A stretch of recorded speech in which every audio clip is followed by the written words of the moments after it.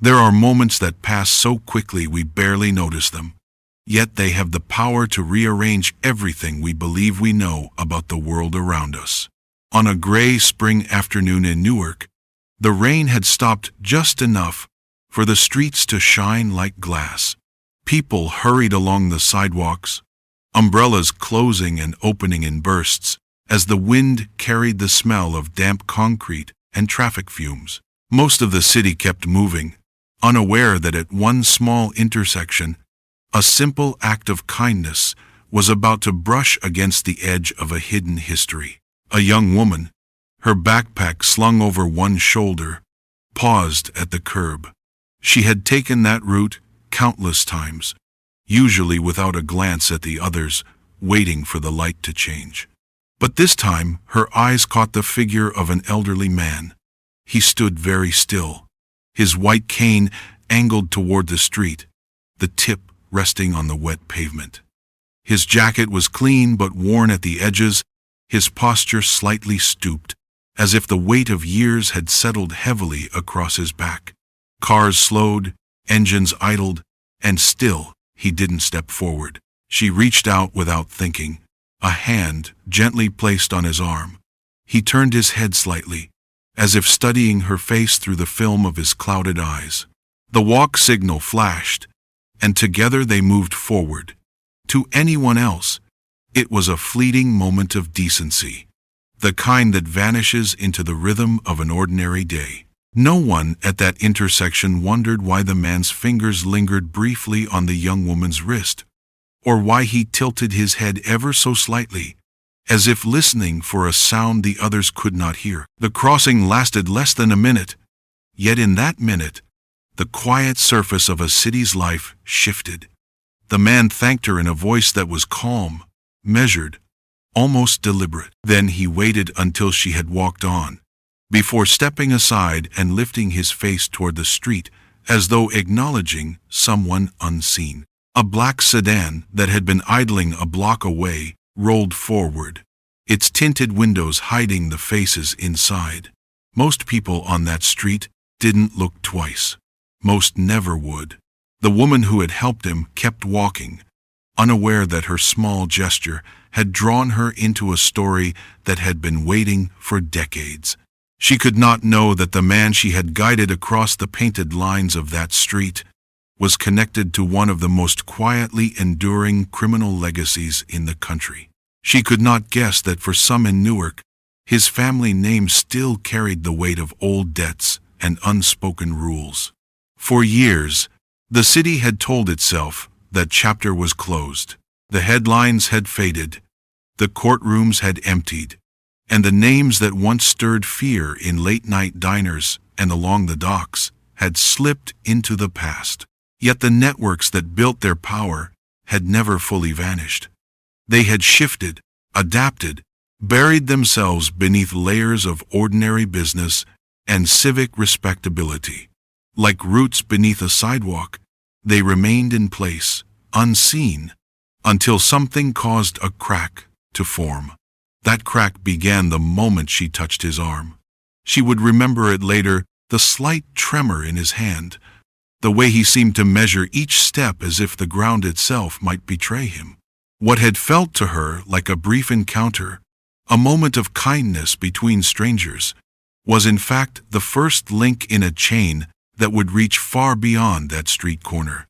It would lead into back rooms and boardrooms, into archives of old investigations and sealed testimonies, into the spaces where the past and present blur and power hides behind ordinary faces. As the day faded into evening and the traffic lights began to glow against the wet asphalt, the city moved on as if nothing had happened. But somewhere within its tangled streets and quiet neighborhoods, old connections stirred. They would soon learn that the man at the crosswalk was far from a harmless bystander. For those who once knew his name, his sudden appearance in public was more than a curiosity.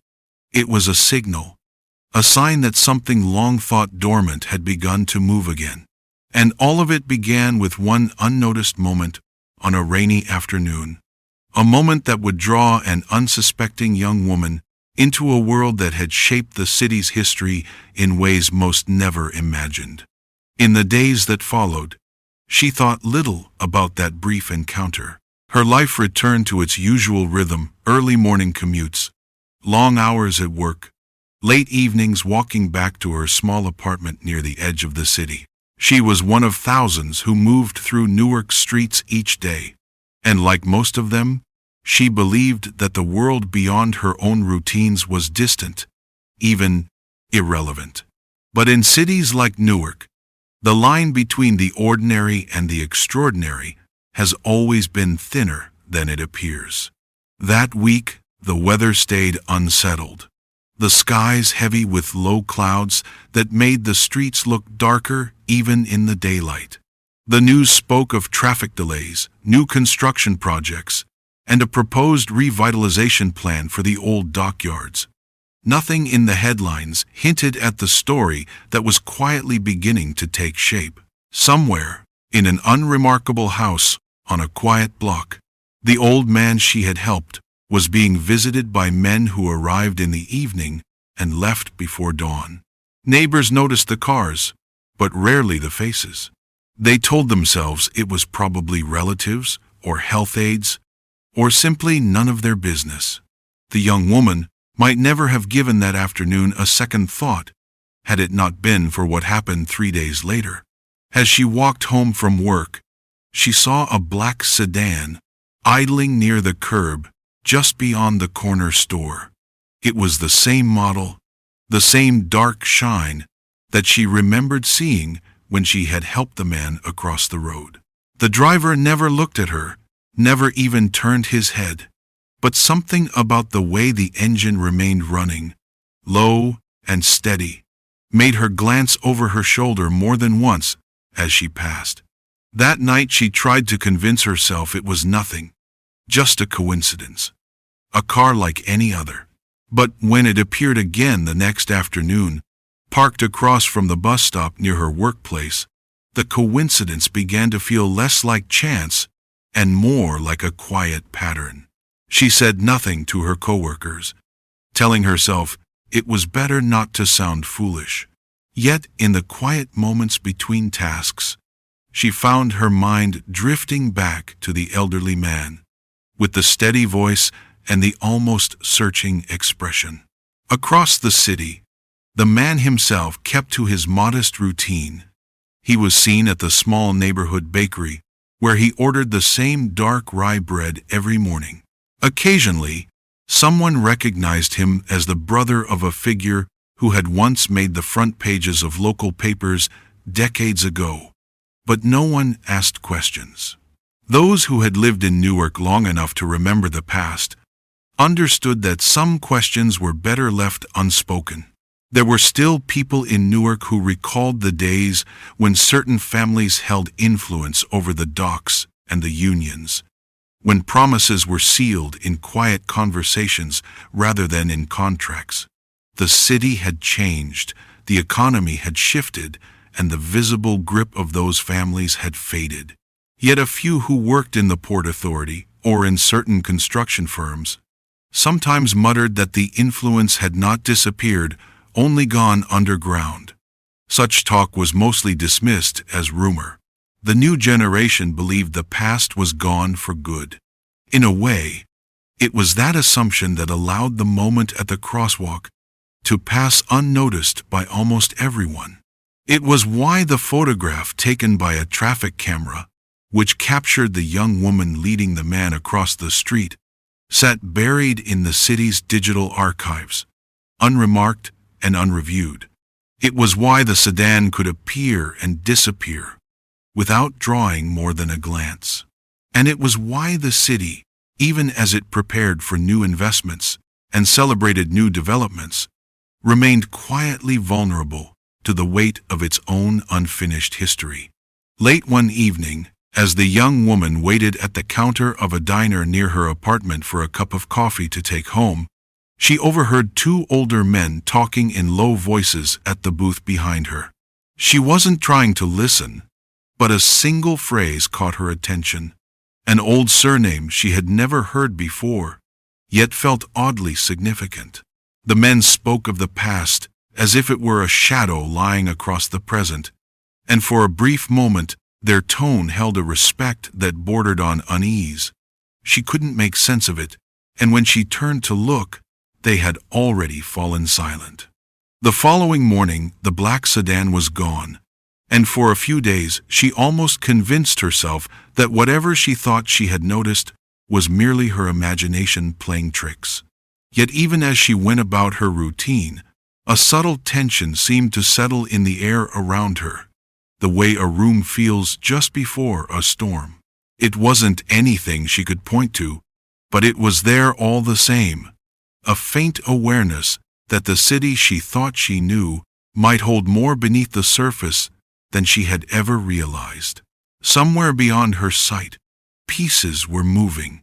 Conversations were taking place behind doors that would never open to the public. Old acquaintances were reaching out to each other for the first time in years. And in the midst of all that, a single act of kindness at a crosswalk lingered like a spark waiting to catch. The old man's name surfaced quietly at first, passed from one retired police officer to another over coffee, mentioned in low tones in a corner booth of a diner that had seen better days. For most of the city, his name meant nothing. It had been decades since it had appeared in print.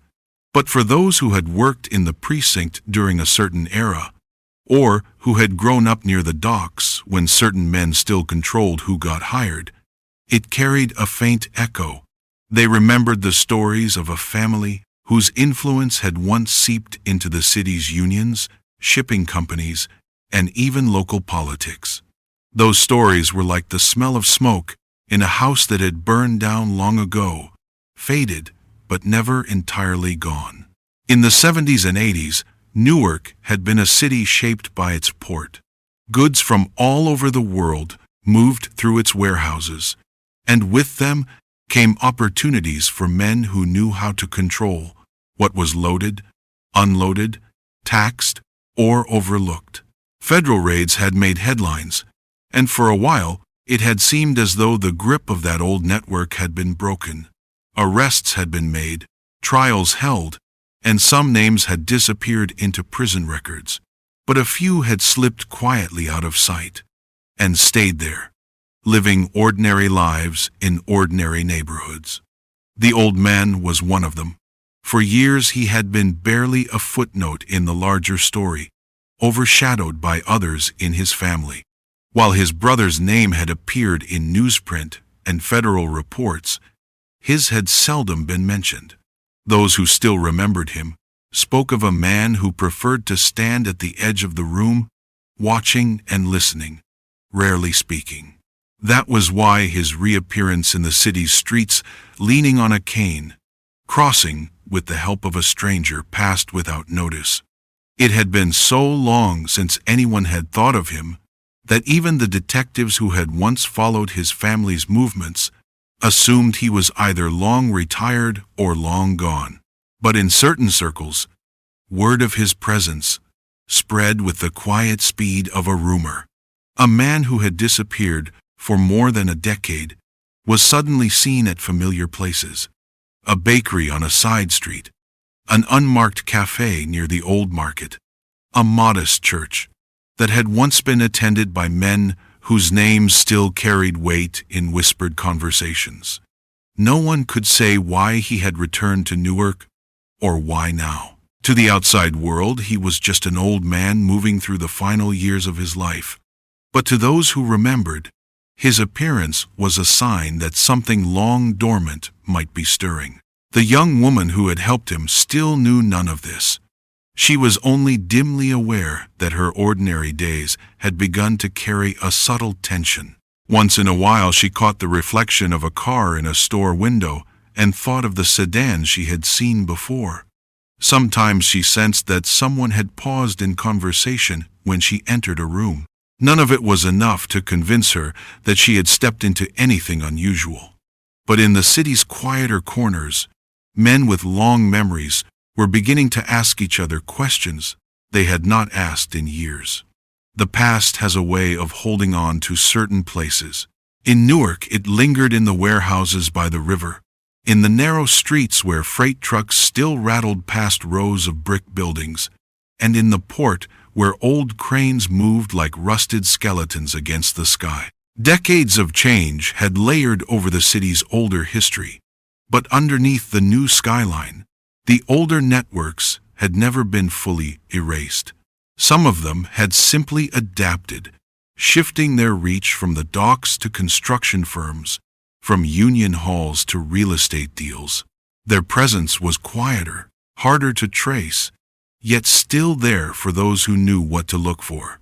As the old man settled back into the routines of the city, his movements were observed by a few who still paid attention to the undercurrents of power. A retired agent in a neighboring county heard of his return and made a call to an old colleague in Newark's police department. A journalist, who had once written about the decline of the old families, began to revisit his notes. And in the city's unseen corners, those who had once owed debts to that family wondered if the time had come to settle them. For most of Newark, life went on without interruption. Children walked to school beneath the budding spring trees. Office workers hurried to the commuter trains. News anchors reported on economic plans and sports scores. But the story that was beginning to take shape remained hidden, unfolding quietly behind drawn curtains and closed doors. And at its center was a man who had walked across a rain-slicked street with the help of a stranger, carrying with him the silent weight of a name the city had almost forgotten. The young woman began to notice the changes in small, almost imperceptible ways. It was not a single event that alarmed her, but the accumulation of small details that settled in her mind and refused to leave. One evening, she found a plain envelope slipped under the door of her apartment. Inside was a folded sheet of paper bearing only a few words in neat, deliberate handwriting. "Thank you for your kindness." There was no signature, no return address, nothing else. She stared at it for a long time before placing it in a drawer, convincing herself it was harmless, though a quiet unease lingered. Over the next few days, she noticed the black sedan again. It appeared at odd times, parked at the far end of her street, idling near the curb outside the small grocery store, sometimes even waiting at a distance from the college campus where she attended evening classes. Each time she told herself it was nothing, that cars like that were common in the city. Yet she began to sense a pattern in its presence, as if it were not merely passing by but observing. She kept her silence at first, not wishing to draw the attention of friends or neighbors. When she finally mentioned it to a classmate, the response was a nervous laugh and a shrug. In a city like Newark, people said, everyone imagined they were being watched at some point. But as the days passed, she noticed the same sedan more often, and each time it seemed to linger just long enough to be noticed before disappearing into traffic. At the diner where she worked evenings, an older coworker caught sight of a photo she had snapped on her phone, a distant, slightly blurred image of the man at the crosswalk. The coworker fell quiet, studying the image longer than expected. When asked if she recognized him, she hesitated before simply replying, in a tone that held a trace of warning, that it was better not to ask questions about certain people. It was a brief exchange, yet it left the young woman with a sharper sense that what had felt like coincidence might be something else entirely. The city around her continued its restless pace. Construction cranes swung over new high-rise projects. Commuters filled the platforms at the train station. The local news focused on budget debates and the opening of a new sports facility. Beneath that public rhythm, however, older connections were slowly drawing together, unseen by most. A handful of people who had known the old man in his earlier life had begun to make quiet visits to his modest home. Their cars were discreet, their arrivals timed for hours when few would notice. Neighbors assumed they were family or old friends. One afternoon, the young woman thought she saw the old man himself, seated in the back of the sedan as it passed slowly down the street near her workplace. She caught only a glimpse of the familiar profile, the slight bow of the head, before the car disappeared at the next corner. That brief sighting unsettled her more than the car's lingering presence. She began to wonder whether her encounter with him at the crosswalk had been as ordinary as it had seemed. When she finally went to the local police precinct to express her concern about the car that appeared to be following her, the officer on duty listened politely, but showed no real alarm. There was no explicit threat, no crime to report, only a vague feeling of being watched. She left the precinct feeling both foolish and frustrated, aware that she had nothing concrete to offer beyond her own unease.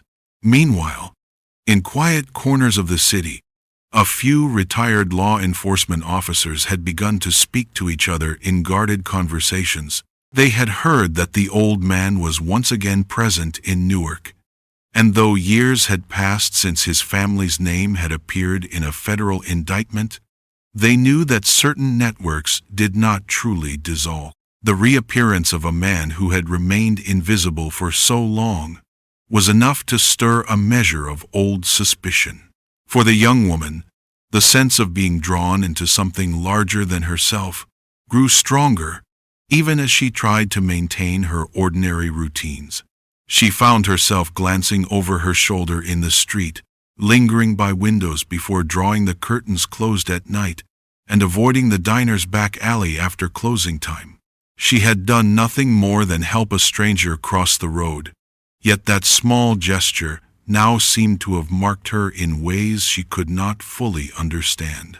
Across the city, the old man continued his quiet visits to familiar places, speaking rarely, never raising his voice. Those who encountered him treated him with a respect that seemed almost out of proportion to the figure he presented, an aging man with failing eyesight, leaning on a cane. But to those who remembered the old days, the respect made sense.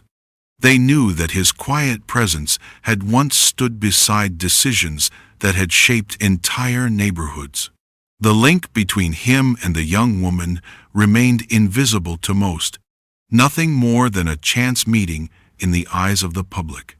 Yet the black sedan still appeared from time to time, a silent reminder that the chance meeting had been noticed by others, and that the story beneath the city's surface was slowly, inevitably beginning to stir.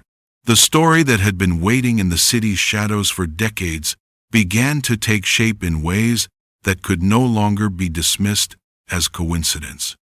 In the weeks that followed, there were quiet movements across Newark that most residents overlooked.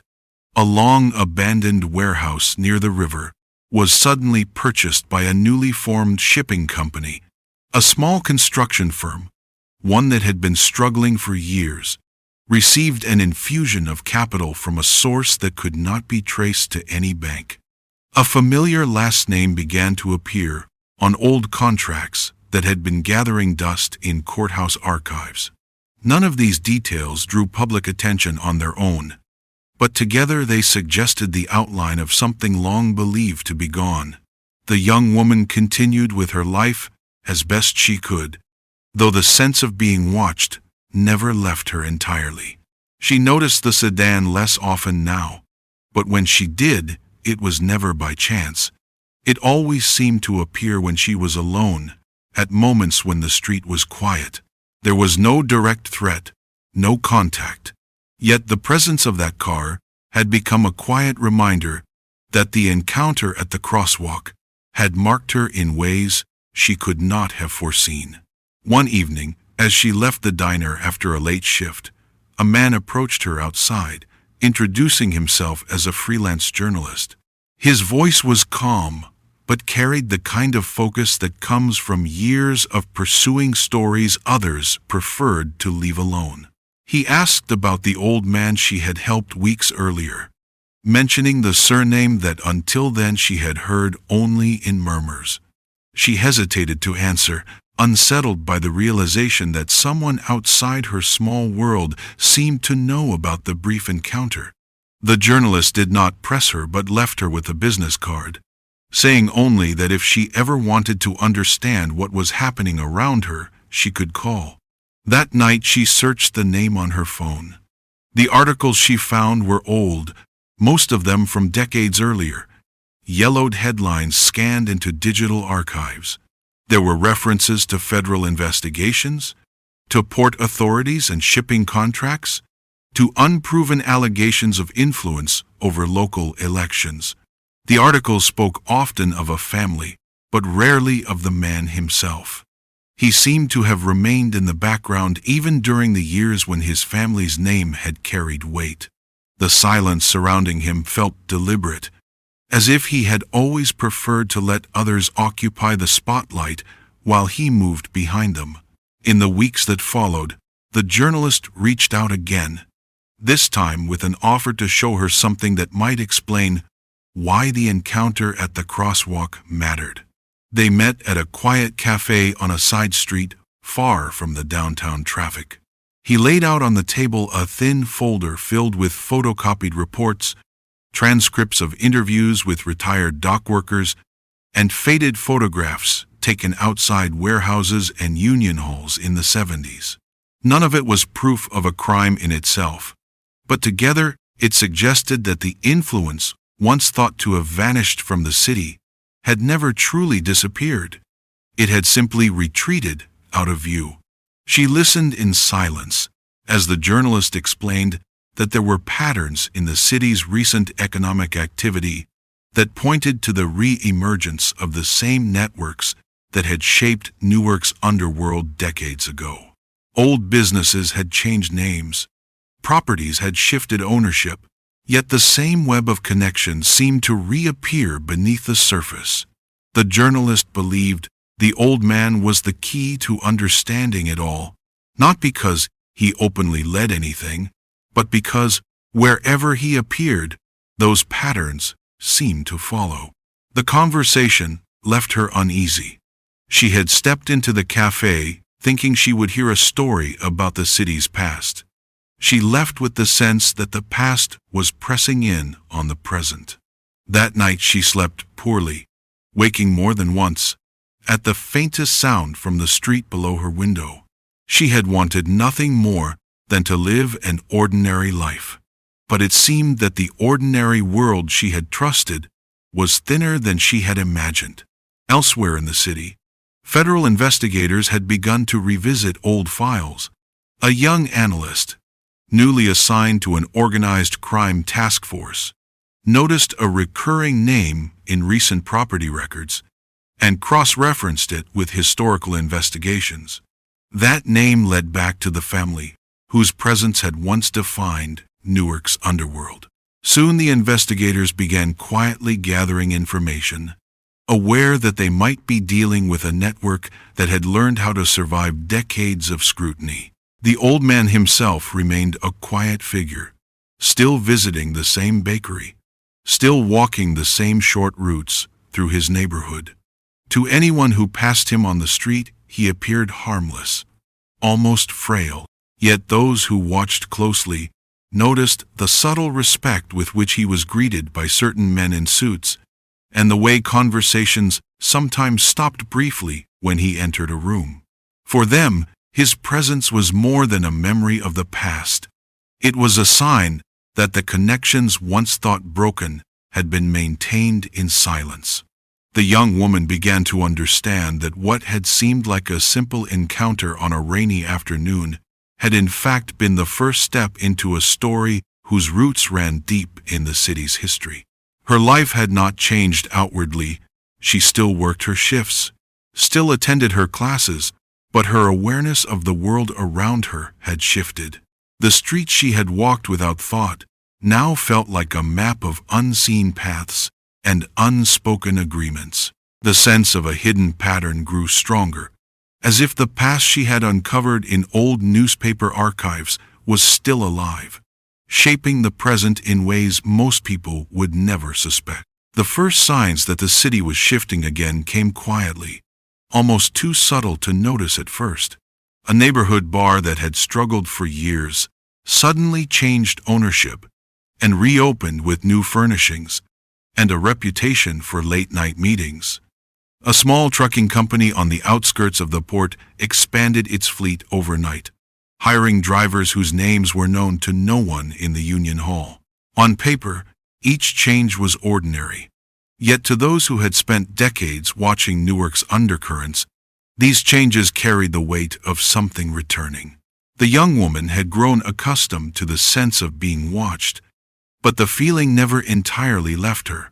She still caught glimpses of the black sedan, often just a passing reflection in a store window or the faint sound of an engine idling in the early hours before dawn. She had learned to keep her phone in her pocket rather than try to capture a photo. The few times she had lifted it to take a picture, the car had already moved on as if aware of her intention. One winter afternoon, she saw the old man again. He was seated on a bench outside a small riverside chapel, his cane leaning gently against his leg, his gaze turned toward the water. She hesitated before approaching but finally stepped forward and greeted him. His eyes, clouded though they were, shifted toward her voice. He smiled faintly, as if recognizing her not merely by sound but by presence. They spoke briefly, their exchange simple and courteous, as if nothing more bound them than that first day at the crosswalk. Yet as she walked away, she could not shake the feeling that their meeting had been noticed by someone unseen. At the same time, the journalist who had sought her out found himself under pressure. His apartment was broken into one night. Nothing of value was taken, yet his notes were scattered, a folder left open on the kitchen table as though to remind him that his work was no longer private. He confided in her about it during another meeting, his voice steady but carrying a trace of fatigue.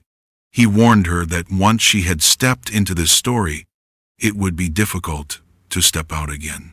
A few weeks later, federal agents conducted a quiet raid on the waterfront warehouse.